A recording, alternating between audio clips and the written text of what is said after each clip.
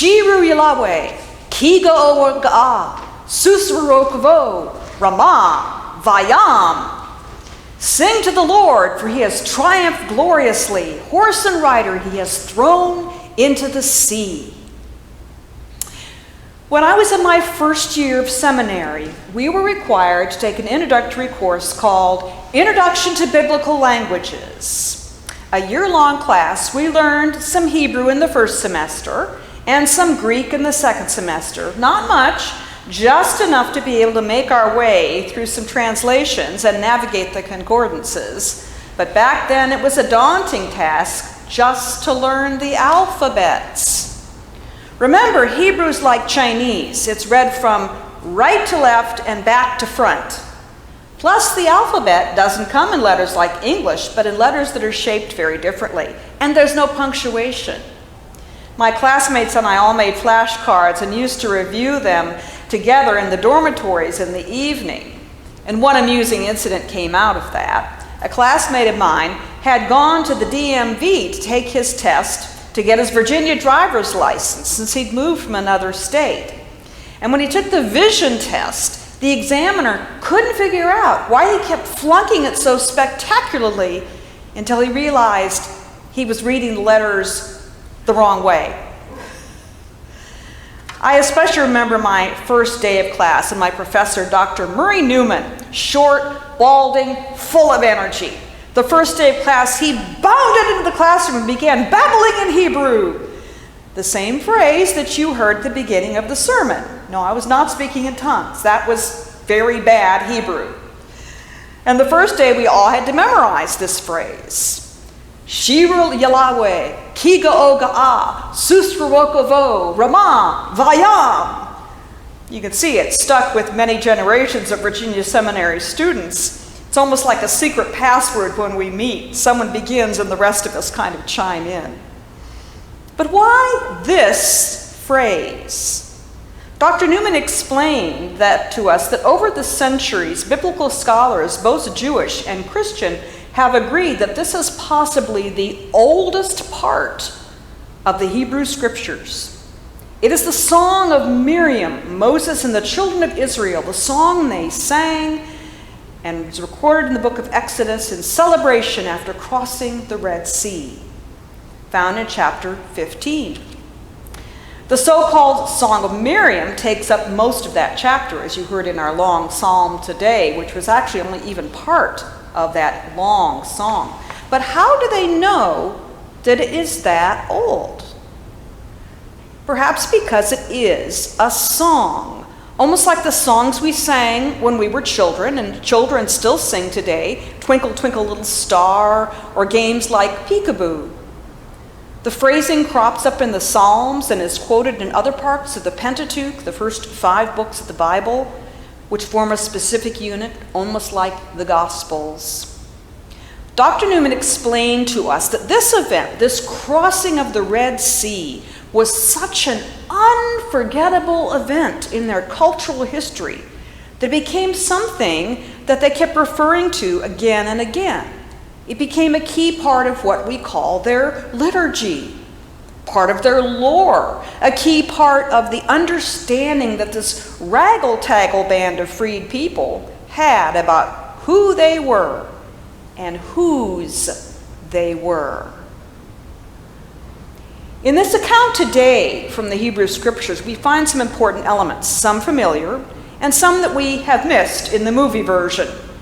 As I said last week, we see a shift in the book of Exodus from the family history and drama of Genesis, where the patriarchs, their wives, and their offspring are the central focus, to God as the great protagonist.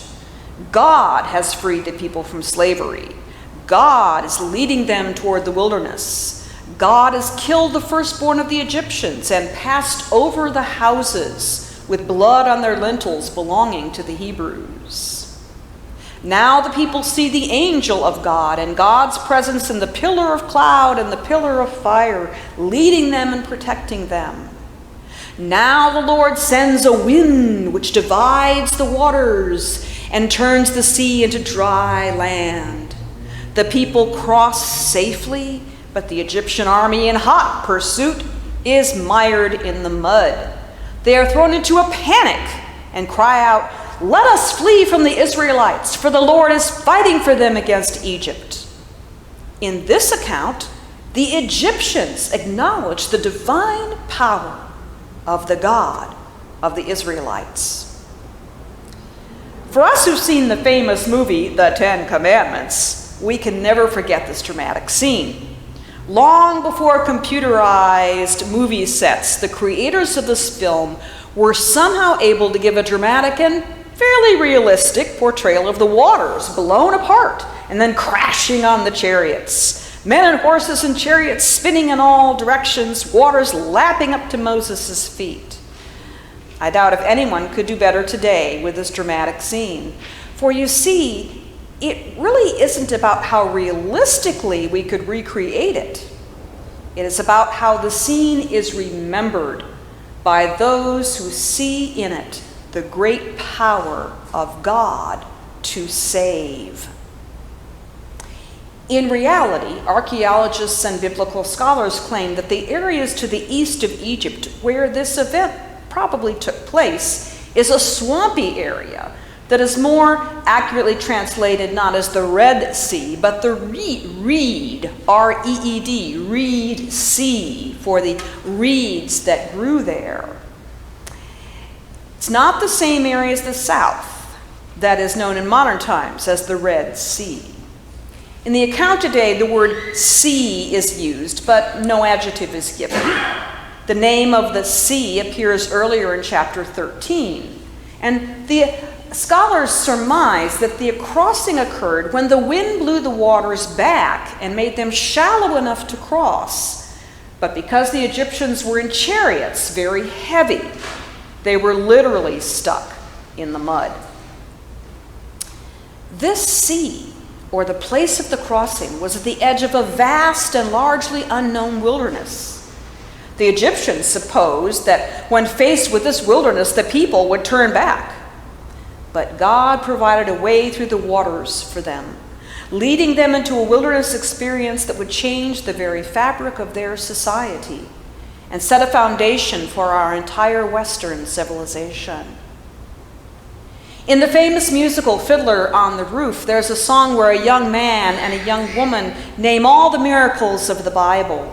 The crossing of the Red Sea is one of the first that they recall and compare it to love. It's a miracle of joy, a miracle of new life, one that readily came to mind when the descendants of these formerly enslaved people remembered who they were. As Christians, we look back on this story as a foreshadowing of the death and resurrection of Jesus Christ, as an image of baptism from death into life. Just when it seems all is lost, the rabbi from Nazareth is captured and crucified. It is just this place where all is lost that the power of God to save becomes most evident. Miriam's song ends with the refrain, "The Lord reigns forever and ever," reminding us of the final words of the Lord's Prayer, and linking this ancient song to the prayers said by Jesus and the apostles and generations of Christians from that time until now.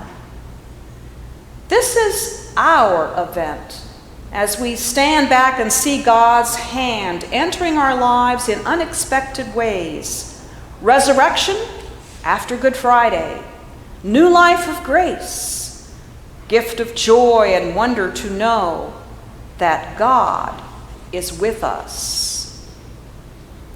When I relate this narrative to our lives, a question pops up for me.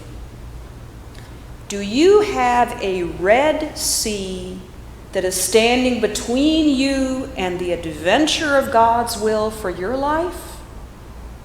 Do you feel the breath of fear galloping behind you? Are you standing at the edge of a crossing point where faith must pave the way?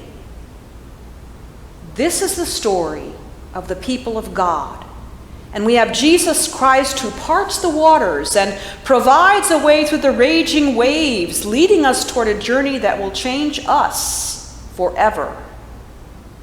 Or you can turn back toward your own Egypt, take the safe, predictable way, remain in slavery to your past, to broken promises and broken dreams. But how do we move forward? Often we can only do so as we listen carefully to the words of the Song of Miriam.